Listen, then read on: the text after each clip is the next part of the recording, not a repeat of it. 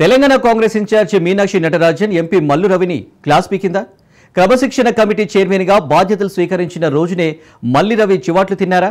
ఇందుకు మర్యాదపూర్వకంగా కలిసేందుకు వెళ్లితే ఎందుకు మీనాక్షి నటరాజన్ ఫైర్ అయ్యారు? తెలియాలంటే లెట్స్ వాచ్.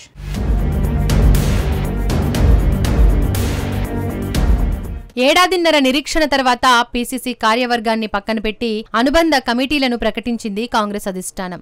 అందులో సీనియర్ నేతలకు అవకాశం ఇచ్చింది. అందులో క్రమశిక్షణ కమిటీకి ప్రాధాన్యత ఉంటుంది.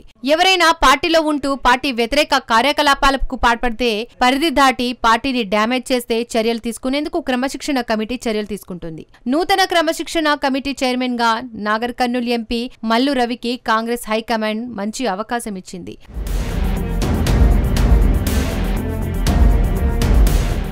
జూన్ 1వ తేదీన పదవి బాధ్యతలు చేపట్టేందుకు ఢిల్లీ నుండి హైదరాబాద్ చేరుకున్న ఎంపీ మల్లు రవికి శంషాబాద్ విమానాశ్రయంలో మహబూబ్ నగర్ శ్రేణులు స్వాగతం పలికారు. ఈ సందర్భంగా భారీ ఎత్తున కార్లతో ఎయిర్పోర్ట్ నుండి ర్యాలీ నిర్వహించారు. అనంతరం గాంధీభవన్ లో అట్టహాసంగా వందలాది మంది అభిమానులు, కార్యకర్తల మధ్య కోలాహలంగా క్రమశిక్షణ కమిటీ చైర్మన్ బాధ్యతలను చిన్నారెడ్డి నుంచి ఎంపీ మల్లు రవి స్వీకరించారు. ఈ కార్యక్రమానికి మహబూబ్ నగర్ ఉమ్మడి జిల్లాలోని ఎమ్మెల్యేలు, ముఖ్య నేతలు భారీగా హాజరయ్యారు. గాంధీభవన్ లో ఈ సందర్భంగా టపాసులు పేల్చి స్వీట్లు పంచి మల్లు రవి అభిమానులు సంబరాలు చేసుకున్నారు. నూతన క్రమశిక్షణ కమిటీ చైర్మన్ గా పదవీ బాధ్యతలు తీసుకున్న సందర్భంగా మహబూబ్ నగర్ ఎమ్మెల్యేలు మల్లు రవిని సన్మానించారు.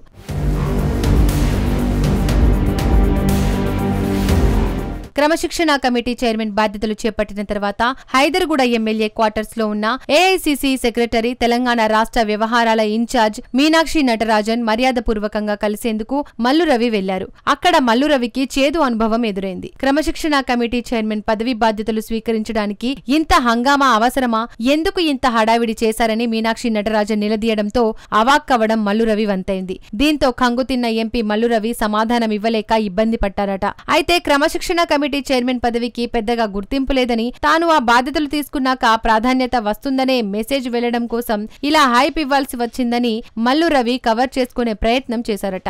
మరోవైపు ఇటీవల పార్టీలో చేరిన అచ్చంపేటకు చెందిన నిరంజన్ రెడ్డికి నూతన కమిటీలో అవకాశం కల్పించిన విషయాన్ని మీనాక్షి నటరాజన్ ప్రశ్నించారని సమాచారం.